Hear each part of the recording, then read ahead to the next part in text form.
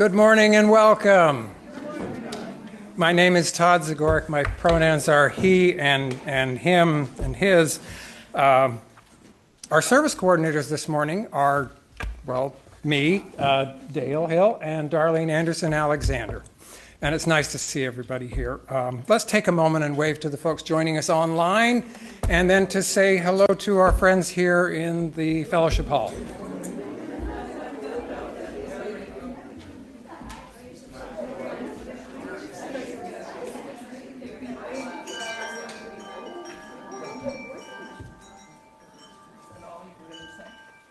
Oh no, I got more. Okay, the chimes have calmed down.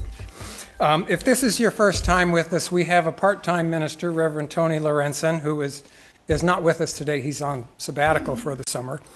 On weeks when he's not in the pulpit, we usually have a guest speaker, or else the service is led by a member of our own congregation. And this morning, thank you, Dale. The idea and inspiration for the service this morning was Dale's, and Darlene and I are just helping out.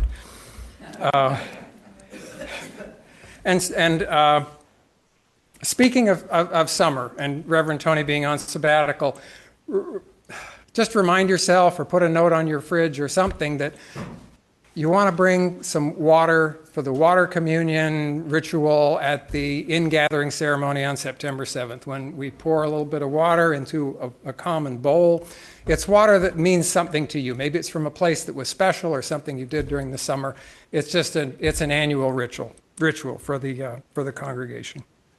And let's acknowledge, as we always do, that our building is located on the homeland of the Peguasit tribe. And we are committed to use this space for the benefit of the whole community. And now, Dale will introduce our topic with some opening words.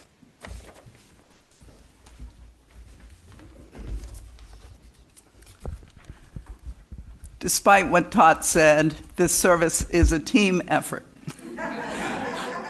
I came up with the idea, yes, for a participatory service which would encourage the congregation to reflect on their spiritual journeys. Then Todd came up with the title, which inspired my choice of artwork for the cover. And Darlene devised the three questions, the three prompts for reflection, and worked with Jerry on the possibility of a playlist for the congregation after you submit your preferred hymns. Above all, your participation will make it a real team effort. So, how did I come up with the idea? I never thought about the word spirituality for the first 44 years of my life. Then, when I joined for the first time a UU church in Maryland in 1996, a course was advertised called Write Your Spiritual Autobiography. Well, I was intrigued with that idea, and yet I got hung up in the very first class with the question, what is spirituality? I drove the teacher crazy.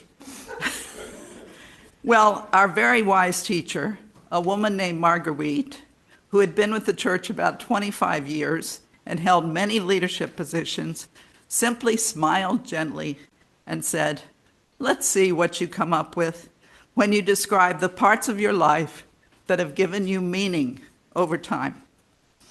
And at the very first meeting, we all clicked socially, and the sharing went very well indeed. And believe it or not, after the 4 sessions of the course, the 4 of us decided to meet the very next year. And this went on for 12 years, faithfully. And never again did the word spirituality come up. We just lived it. Until now, I became curious. And I won't reveal my age, but anyway. I checked with the Oxford Dictionary, and it was quite a long explanation. And they even had an artificial intelligence version, which, believe me, did not clear things up. So the first thing I did with this definition was take out any reference which confined spirituality to organized religion or its practices. And what I present to you now is the residual. It's in the order of service if you want to refer. Spirituality often involves a focus on the inner life, emotions, and beliefs related to one's sense of self and purpose. It often involves a distinction between the material or physical aspects of life and a deeper, often intangible realm of experience or belief. The meaning of spirituality has evolved, with contemporary definitions often emphasizing personal growth, a search for meaning, and self-reflection.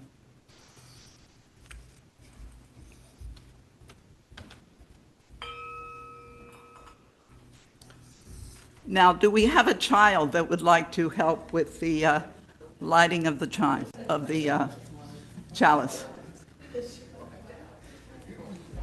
Darlene, you can help.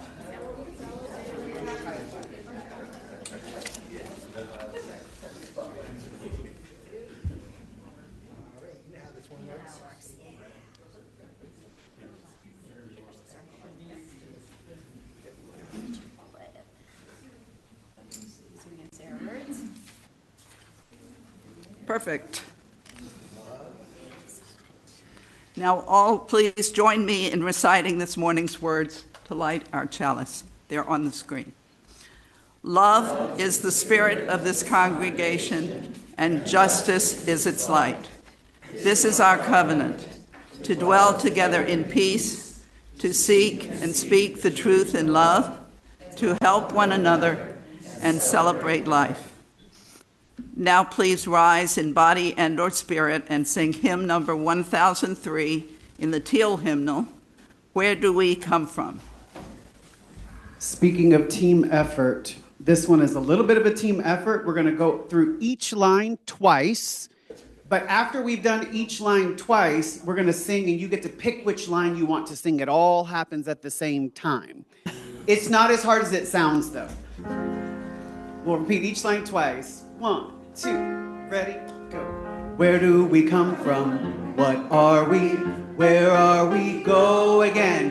Where do we come from? What are we? Where are we going? So that's the first one. The second one is, where do we come from again? Where do we come from? Third one, mystery, mystery. Life is a riddle and a mystery. Again, mystery, mystery.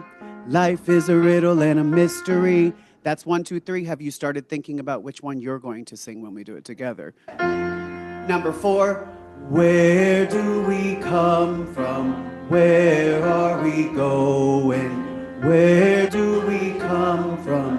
Where are we going? Now you get to choose. Ready? Everybody. Where do we come from? What are we? Where are we going? Where do we come from? Mystery, mystery. Life is a riddle and a mystery. Where do we come from? Where are we going? Where do we come from? Where are we going? Where do we come from? What are we? Where are we? Go one more time. Where do we come from? What are we? Where are we going?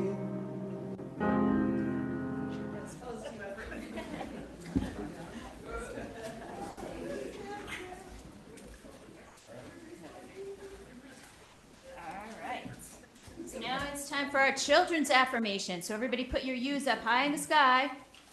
We are Unitarian, Universalist. We are people with open minds, loving hearts, helping hands. We care for the earth and each other.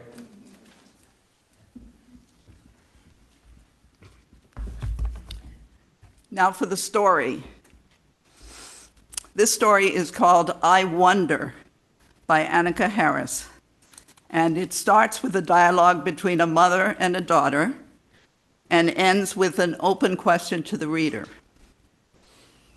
Ava loves to look at the moon. It follows her from place to place, disappearing behind trees and mountains and then appearing again someplace new. Look, Mama, there it is. The moon looks so beautiful in the sky. How do you think it follows us, Eva? Eva thinks about it, but she just can't figure it out. It's okay to say, I don't know, says her mother. When we don't know something, we get to wonder about it. I wonder if the moon and the earth are friends, says Eva. Her mother smiles. I like that idea. But Mama, how does the moon really stay close to us? There is an invisible force called gravity that pulls all the things in the universe together, Eva's mother explains. Gravity keeps the moon close to the earth, and it keeps the planets close to the sun too. They circle around like this. Eva understands a little better, but then she starts to wonder, Mama, where does gravity come from? I don't know, Eva. Nobody really knows for sure. And when no one knows the answer to something, it's called a mystery. A mystery is something for everyone to wonder about together. How fun! Eva imagines herself wondering about gravity together with all the people in the world. Eva watches the moon disappear behind the clouds as she walks, excited to see where it will appear next. How many grains of sand are in the whole world, Mama? I wonder about that too. There are trillions and trillions of grains of sand, but nobody knows exactly how many. Eva tries to think about all the sand in the whole world. It feels so big, I can't fit it in my imagination. It makes me feel dizzy, like I'm falling. I know what you mean, her mother agrees, and I'm sure other people feel that way too. Eva walks down another path looking for the moon, and a little orange butterfly appears. Then she notices there are butterflies everywhere. Mama, where did all these butterflies come from? These butterflies have been flying around for a few days, but they started out as little caterpillars. And those caterpillars came from eggs, and those eggs came from other butterflies. There are cycles all around us, with one thing ending and another beginning. Things are always changing. Can you think of other things that change? Says Eva. Clouds and frogs and me. Later, Eva wonders, Mama, what was here before all the butterflies and frogs and clouds, before everything? I don't know, answers her mother. It's another mystery. I like trying to imagine what was here before the beginning of everything. What do you think was here? And Eva says, smiling, I don't know. She thinks about it for a long time, and then she has an idea. I wonder if there were feelings. As she walks home, Eva sees the moon again, glowing brightly above the roof of her house. Let's go inside and look for the moon through the window. What do you wonder about?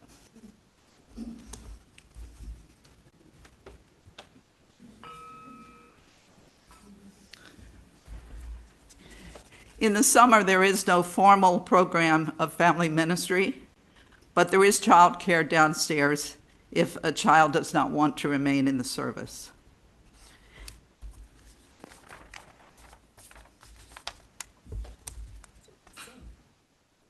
Let's sing together, This Little Light of Mine.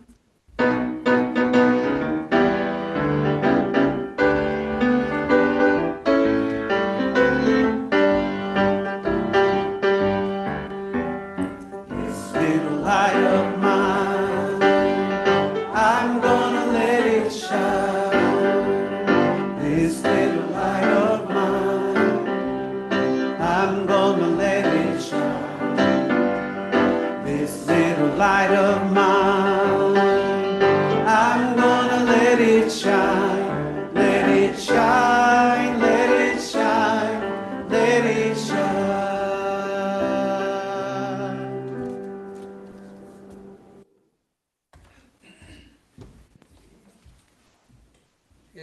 It's time now for our milestones. First, silent milestones to be followed by spoken milestones. If there's something that's been weighing on your mind or that you've been turning over in your heart and you'd like to commemorate it silently, please feel free to come forward and place a stone in the bowl. If you're joining us online and you'd like to make some kind of an acknowledgement or commemoration, feel free to just mark an X in the chat. That feeling of coming home that a lot of people speak about. And over the years, I learned a lot about Unitarian Universalism, about how to be a UU from my in-laws, Gail and Julie Alexander. And we recently held a memorial service for both of them, so I had an opportunity to reflect on their legacy and how it has impacted my life. The importance of our faith, our big faith, the need for our faith in our world was never lost on my in-laws. As Margaret spoke about last weekend, we are here, we are part of a much larger faith, a much larger tradition, a relationship that must be actively nurtured, and my in-laws certainly did their part. I think of many family gatherings that Mom and Dad missed because they coincided with the New York State Convention of Universalists or General Assembly, et cetera, et cetera. I don't think I understood that as a young mom, but I understand that now because the big picture really matters. I also learned from my in-laws how to actively belong to a congregation. They put their all into congregational life in leadership roles and in daily interactions. I will always remember my mother-in-law getting up from the Thanksgiving table every year saying, "All right, let's head over to church," where she had already set up beautiful tables with pressed linens and fresh flowers to welcome those folks in the community who were less fortunate than us to have a hot holiday meal. Again, I don't know if I understood that then. I was just like, I just want to relax on the couch, but it was important and I understand it now. My mother-in-law lived out her faith by showing kindness and respect to folks when they needed it, not when it was convenient for her. And what makes me stay in this faith is that for me, it is a faith that I can change and grow into. I remember when working with youth in the 3 congregations that I served as DRE, sometimes they would say, "Oh yeah, being a UU is easy. It means I can believe anything I want to." And I said, no. It is much more nuanced than that. For me, it means that I can find meaning and purpose in something, and then my life experiences can change that meaning, even if just a bit. My faith is not static, and it is aspirational. It encourages me to grow and to try to be a better person, and it is there for me when I fall short. And as for my UU legacy, well, I was blessed with the opportunity to work with many children and youth in religious education over the years, so I hope that some of what I did there mattered and helped our future to develop and grow on their own faith journeys. Personally, in my own family, Dean and I raised 3 children in this congregation. I really don't know what, if any, religion they feel affiliated with right now. But however, I think that they know deep down that we as a family value connection, respect, love, and justice, and that we strive to live out those values in the world even when it can be so very, very difficult. I hope my children always know that they can find a home and a space to be themselves in Unitarian Universalism. And finally, I want to share a short segment of a poem written by an amazing poet, John Rodell, and it sums up what my faith guides me to aspire to be. He writes, "My love, let us build a heaven in the space that exists between my life and yours. Let us create an endless garden paradise where every single exotic flower is honored. Why spend an ounce of energy on deciding who gets to go to heaven when we can spend our lives building it here on earth with the clay bricks of how we treat each other? Until I hear the harps and see the golden gates, I'm going to consider this world my bare toes are dug into the dirt of as the promised land. And I promise to be as kind as I can be with your heart while we are here together."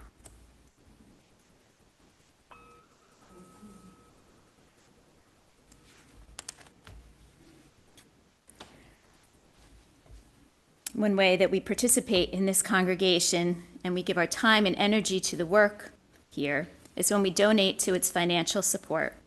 And we are actually giving gifts to each other.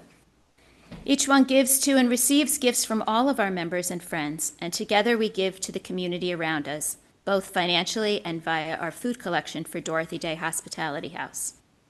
To give electronically this morning, you may use the QR code that will be projected on the screen. It is. You may also mail a check to UUCD at 24 Clapboard Ridge Road in Danbury. The offering will now be gratefully received, and food donations will be collected. And a little bit unusual today, we will be singing our offertory music, one of my favorite hymns, number 131, Love Will Guide Us, and we can stay seated for that. Thank you for your generosity.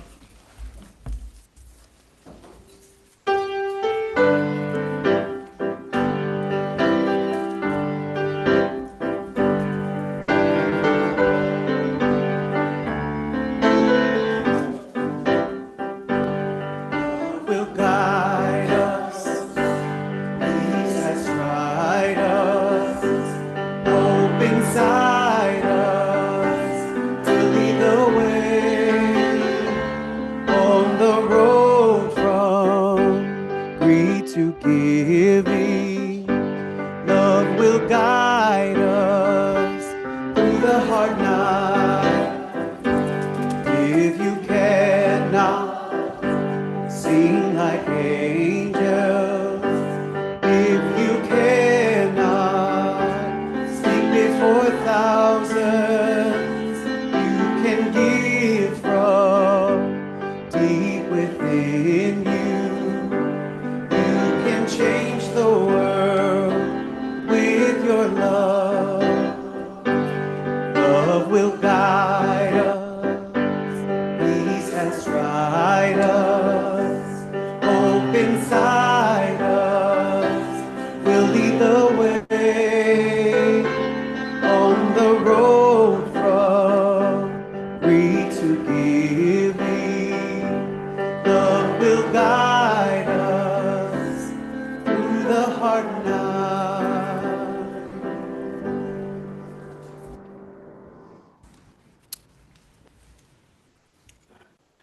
I decided to present my journey in a chart, which will show up in the screen. This doesn't mean you have to use that approach. I'm an economist, you can forgive me. Now, it's not sequential from left to right. Rather, left to right are the ingredients of my spiritual journey, which I sought in supportive congregations. On top of the blue line are what was provided by my Christian faith as I was growing up. Below the line are what UUism added. Number one, there is no doubt that I got from all my congregations an ethical framework and safe space for kids. Growing up, I found it enriching to meet kids from other schools, for example. What UUism provided later was a particular welcoming for LGBTQIA+ individuals. Number two, music and poetry have been a part of my spirituality throughout my life. I sang in church choirs whenever I could, and college choirs. As for poetry, UUism added my exposure to poets Ruby and Mary Oliver.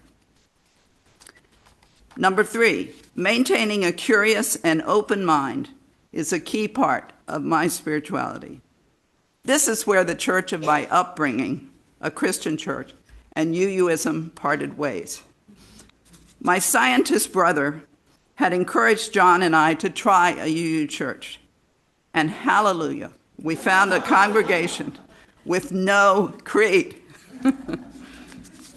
Most congregations, number four, provide the comfort of community, a willingness to give and take and trust and forgive.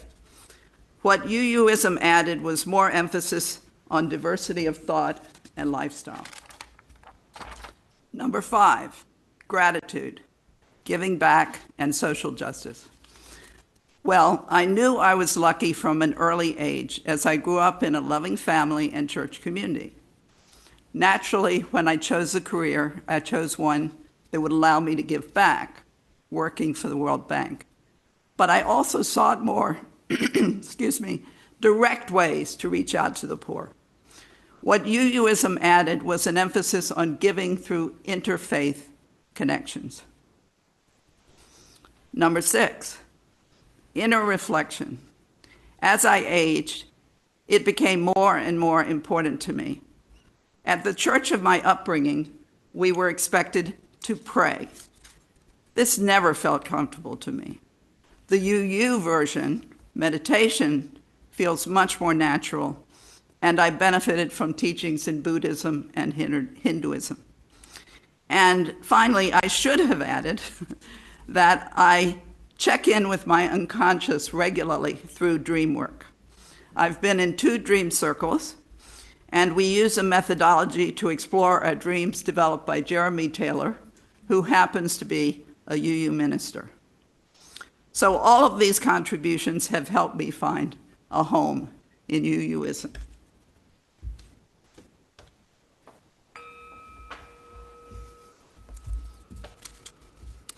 Now, please stay seated and take a suitable meditation pose and pay attention to your breathing as Jerry sings hymn 1009, Meditation on Breathing.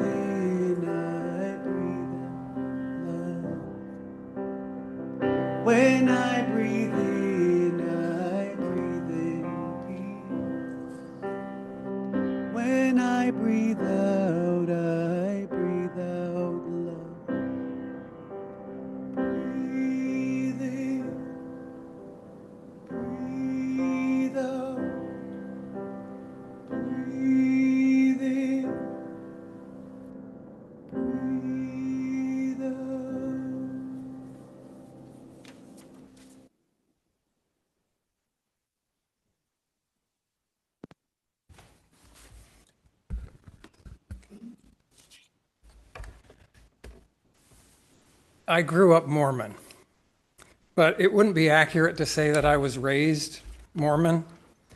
My mom thought that church was nonsense. And while my dad attended church, and he was actually employed by the Mormon church, he was in charge of the internal audit division of the Mormon church, he also drank iced tea and hot tea, both of which are grievous sins for a Mormon. So we weren't exactly the stereotypical Mormon family. I was, however, a rule follower and eager to please, so I grew up Mormon. As grade schoolers, after school, we kids would go to the church for what was called primary. That's the Mormon equivalent of family ministry or RE. And I'd say more than 90% of the folks in my hometown of Sandy, Utah, were Mormon. So primary involved almost all the kids in the neighborhood. We would arrive early and play a game on the front lawn of the church that we called Pomp. It was a fairly stupid and dangerous game, which is probably why we played it. You were either a tackler or a runner. And the game would start with one tackler in the middle of the lawn. Everybody else started out as a runner, and the runners would run from back and forth from one end of the lawn to the other. And the tackler would try to knock them to the ground or the sidewalk as hard as possible. And once you were knocked down, then you became a tackler. So the tackler group gradually grew in size and the runners shrank in size until there was only one runner left who then got mobbed and tackled by everybody. There weren't any winners or losers. You just tried not to get hurt, and there were usually some fights too. This was just a game that the boys played. The girls didn't play pomp. They were smarter than that. I honestly, I don't know what they did. I don't know what the girls did. I knew they were there. I was vaguely aware of little people in dresses, but what they did was beyond me. I was actually a timid little kid. And I hated pomp. But I was a boy. And if you're a boy, you're going to play pomp. That's all there is to it. End of discussion. No discussion. You're a boy, you're playing pomp. That's all there is to it. So I had a strategy. Don't get tackled too early, because then the spotlight's on you. And if you can't tackle anybody else, everybody knows that. So you got to hide in the group and not get tackled too early. But you also don't want to get tackled too late, because you don't want to be that last kid who just gets mobbed by everybody else. You gotta, the lesson was pretty obvious. It was stay in the herd. There's safety in numbers. Don't be an outlier. And then the game would end, and we would all go inside more or less scuffed up, and we'd sing a few church songs, and we'd go to our classrooms where we would memorize the 13 Articles of Faith, which told us what we needed to believe to get into the highest level of heaven. The 13 Articles of Faith, they're kind of like the 7 principles or the 6 values if they'd been written by the Taliban. I learned a lot more about the Mormon gospel out on the lawn playing pomp than I ever did from my primary teachers. Know your place, stick with the pack, don't stand out in the crowd, and maybe you won't get hurt. And that's the Mormon version of Christianity that I learned. Obedience. Oh, yeah, love too, but mostly obedience. Just do what you're told. I was a Mormon missionary, and much to my mother's dismay, but that was a rite of passage where I grew up. So off I went on a 2-year crusade to Austria and Yugoslavia. And one mission story, just one short mission story. One of the very few Mormons in all of Yugoslavia was a kind and gentle woman, Sister Gruden. She was probably in her mid-80s. She lived in the Slovenian capital of Ljubljana. There was a church party on a Saturday night in Klagenfurt, Austria, which was just across the line from Slovenia. After dinner, the tables were all folded up, and the hall became a dance floor. Sister Gruden asked me to dance. But dancing was against the rules for missionaries. Strictly against the rules. This is like worse than iced tea. So hopeless rule follower that I was, I politely explained I wasn't allowed to dance. That was one of the dumbest decisions of my life, and it is one of my greatest regrets. If I had a time machine, I would go back to Klagenfurt, Austria in 1978, and damn it, I would waltz with Sister Gruden. I think sometimes spirituality is knowing when to throw away the rule book. It's easy to think of those 2 years as a waste of time, promoting a religion that I soon lost all faith in. But it wasn't a waste of time. I loved living in Europe and learning to speak Croatian and a little bit of German. I made friends among the other missionaries, including 2 that I'm still in contact with. One is still Mormon, the other is not. And I also met relatives in Croatia that I didn't even know I had. And I was later able to return there with my father and introduce him to them. And that childhood of memorization and obedience, well, I eventually left that behind, along with some associated rituals and myths, of which there were quite a few. But still, it isn't fair to dismiss Mormon spirituality as nothing more than empty memorization and blind obedience. It was more than that, and there were parts that stay with me. I no longer remember the 13 Articles of Faith, but I do remember growing up with the belief that we're all one family, community matters, and by God, we take care of each other. And growing up Mormon also left me with the persistent belief that consciousness isn't just processes in the brain. There's an unseen reality of love and wonder of which we are all a part. That unseen reality is a mystery to me, but I'm okay with the mystery. And if that sounds vaguely you, well, I guess that's why I'm here. Melanie and I started here 15 years ago, and we keep coming mainly because you folks are amazing and we like being with you. Thank you. And now, it's the group participation part of the program. We're going to break up into small group, very small groups, like maybe 2 or 3 or at most 4 small groups. And then for the next 15 minutes, we'll share thoughts and memories about our own journeys. And if you prefer to just listen and reflect rather than to talk about something, that's fine too. That's fine too. And if the word spirituality makes you uncomfortable because it evokes something supernatural that doesn't ring true for you, that's okay too. And feel free to share those thoughts and feelings if you'd like. This is just a brief opportunity to be together, to share, to listen, and to get to know each other just a little bit. There are, of course, the 3 prompts in the order of service, and you don't have to address all of them. It's not an assignment or any of them in particular. They are suggestions to get things started about just a short conversation about your personal journeys. There won't be any reporting out to the rest of the congregation when we're finished. We just hope this will be the beginning of conversations that will continue informally long after the service has ended and we've left the fellowship hall. And for those of you online, there will be a breakout room for your conversation, and Darlene will join you there. And one last thing. Our postlude today is going to be a medley or a mixtape of UUCD hymns, favorite hymns. So if you have one, you'll find an index card and a pencil underneath your chair. If you've got a favorite hymn that you'd like included in this, please write it down, place it in, oh dear, where did we put our basket? It's by the basket. The basket by the piano, and then and Jerry will do something amazing with it. And if you're online, just tell Darlene if there's a hymn that you would like, that you'd like to mention. Go ahead and mention it to her. She will take care of it. So let's go ahead and break up into some small groups and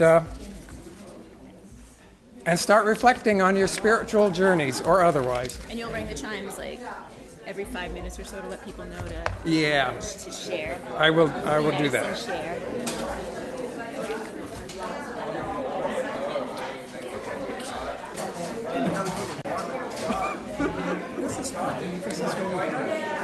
Sorry. This is really fun. Yeah. And I thought your opening words and your personal reflection were just wonderful. Oh.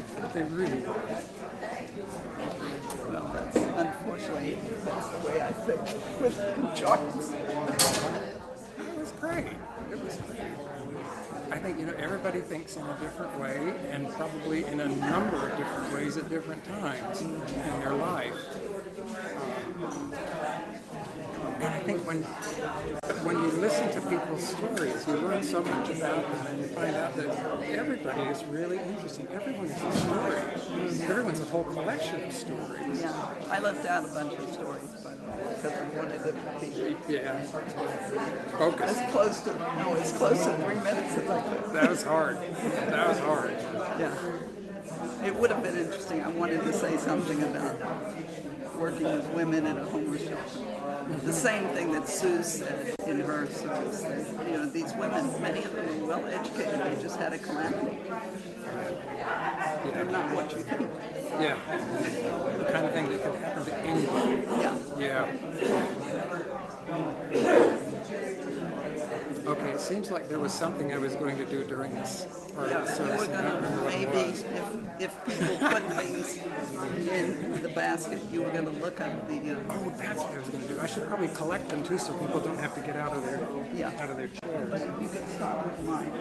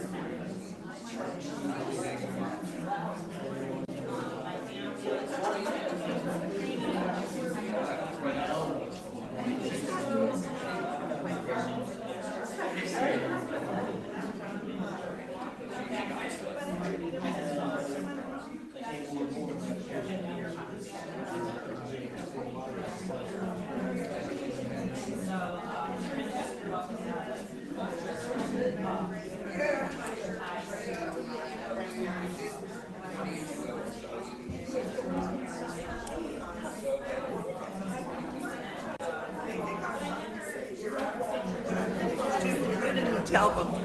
You didn't tell them. I'm going that to you tell would them be- now. Oh, okay.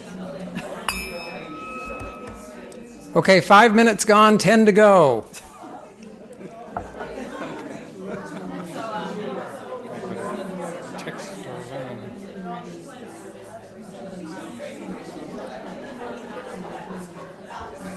I'm glad there were some children for the story. Yeah. It's a cute story. It's a great story. It really is. I just returned it to my granddaughter. When I first read it to my granddaughter, I said, I don't understand why this book exists. I don't understand why. But in the back, it says that the author wrote it because she felt that her kids, well, I'm disturbing you. No, not at all. I'm done. She felt that her kids were learning only what was certain and not paying attention to what was not certain. Yeah. And therefore, they thought they had to know everything. They didn't know they could say, I don't know. Yeah. Well, that's so much of our learning is memorization too. That's right. Well, you just have to know what these facts are. Yeah. It's not really learning. You know, in the Presbyterian church I grew up in, we had to recite the Apostles' Creed every Sunday, and the Lord's Prayer. And of course, I had the stupid question, why is this Lord's Prayer slightly different than the other one? You know, we said transgression. You're not supposed to ask questions. Such a troublemaker. And why doesn't my Sunday school teacher know the answer to my questions? He was a postal clerk. No judgment. Nope. I'm going to make the round, see if we've got any new.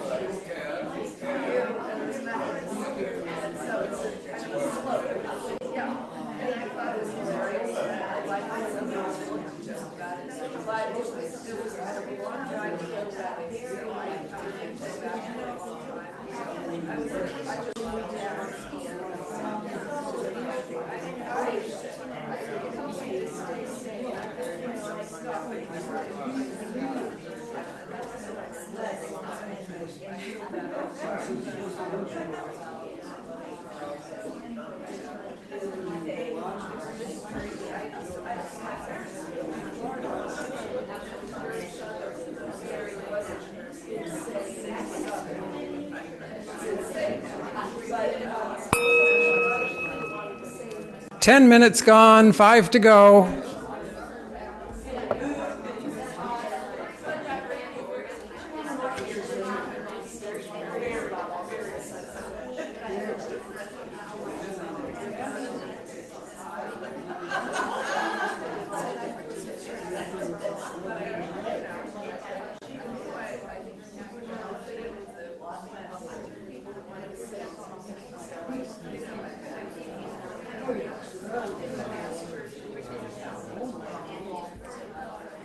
The next step is the closing.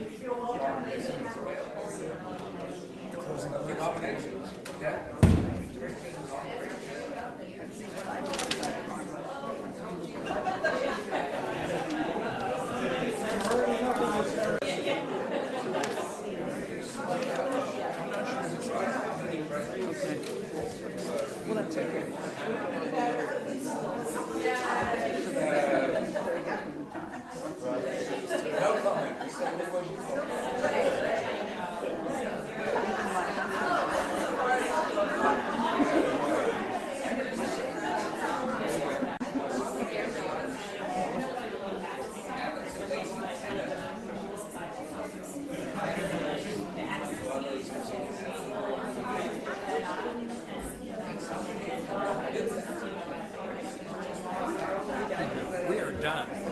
Do we have to ring chimes? Just Wanna this? time them out? Okay.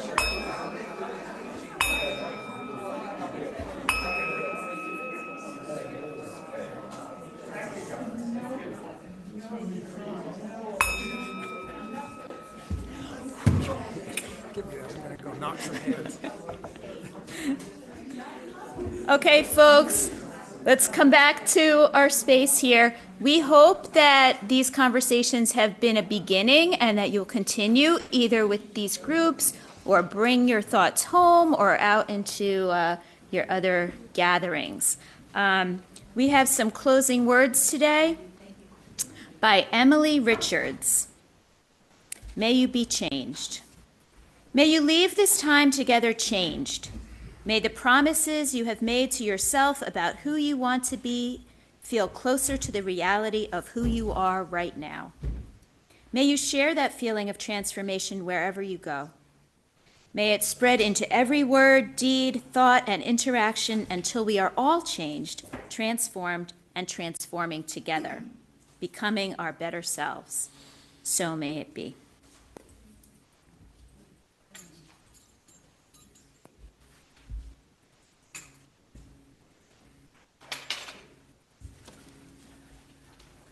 Please join me in the words for extinguishing our chalice. We extinguish this flame, but not the light of truth, the warmth of community, or the fire of commitment. These we carry in our hearts and out into the world until we are together again. Please remember to remain seated for this very special postlude. Look, according to the list, it looks like you'll need both the blue and the teal hymnal. So if you don't have both, you may want to find a partner near you that's got the opposite so you can sort of turn. We'll go through them quickly. A little bit of a rapid fire session here. First one is 361, Enter, Rejoice, and Come in the blue hymnal. 361.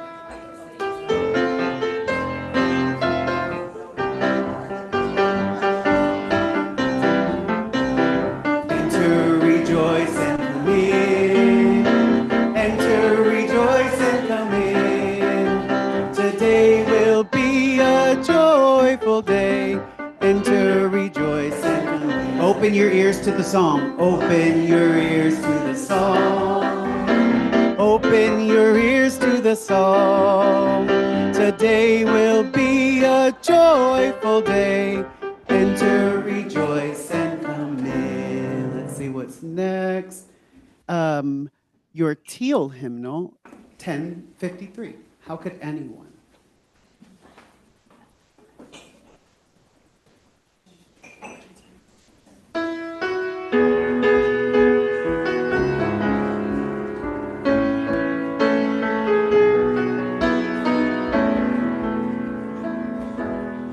How could anyone ever tell you're anything less than beautiful?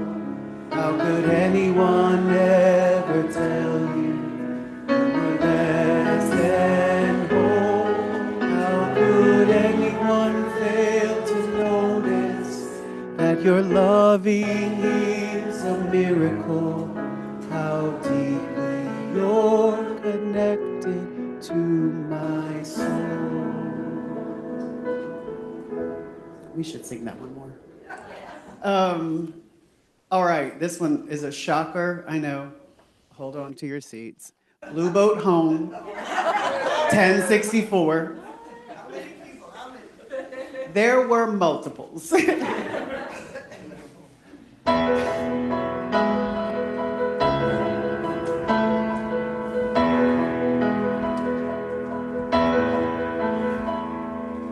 Though below me I feel no motion, standing on these mountains and plains, far away from the rolling ocean, still my dry land heart can say, I've been sailing all my life now. Never harbor or port have I known. The wide universe is the ocean I travel, and the earth is my blue home.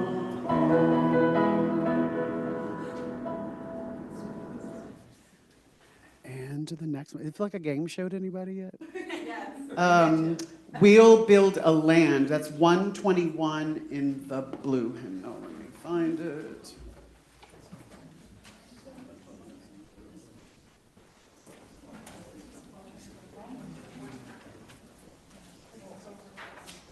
Okay.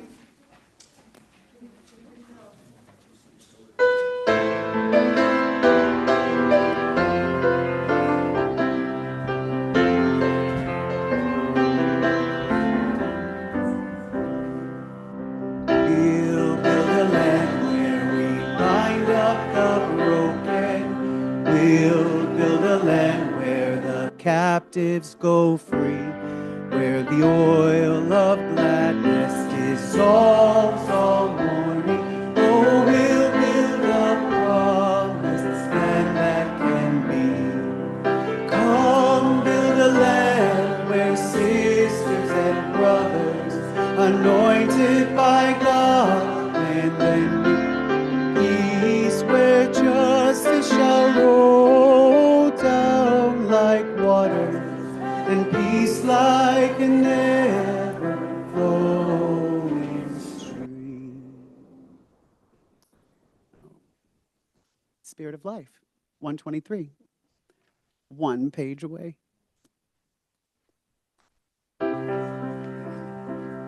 Spirit of life, come unto me. Sing in my heart all the stirrings of compassion. Blow in the wind, rise in the sea, move in the head, giving life the shape of justice. Roots hold me close, wings set me free. Spirit of life, come to me, come to me.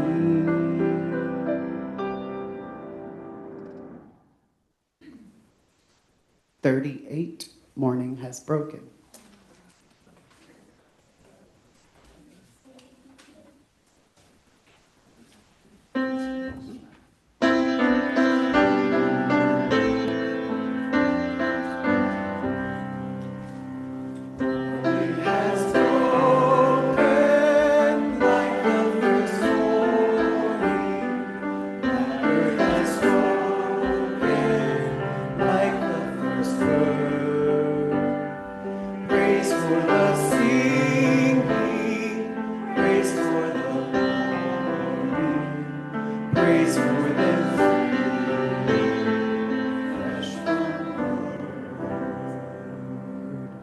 And one that I have no clue what it is, but I hope you do. Number 40. Shout out to Doug Parker. The morning hangs a signal. Anybody know this one? Or we're all okay. Great, Cheryl, bring it home for us. Here we go. All right, let's look and see what's up there.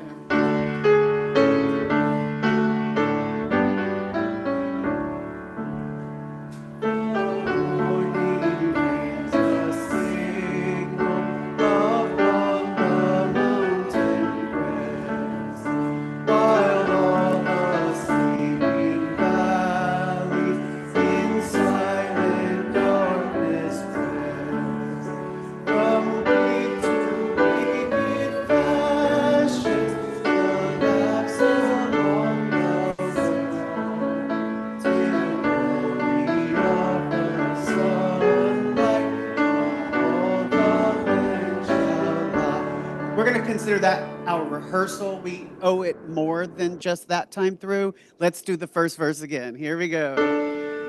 The morning hangs a signal upon the mountain crest, while all the sleeping valley in silent darkness rest. From beat to beat it flashes, the paths along the sky, till glory of the sunlight on all the land shall rise. It's pretty. I like that one. We should do that one too. All right. I've got one more here. We are 10:51. In the teal, 10:51.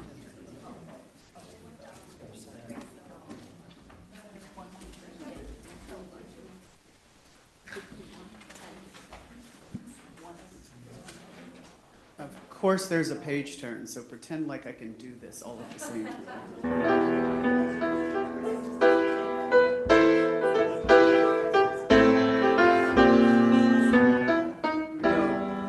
Each child that's born, the morning star rises and sings to the universe who we are.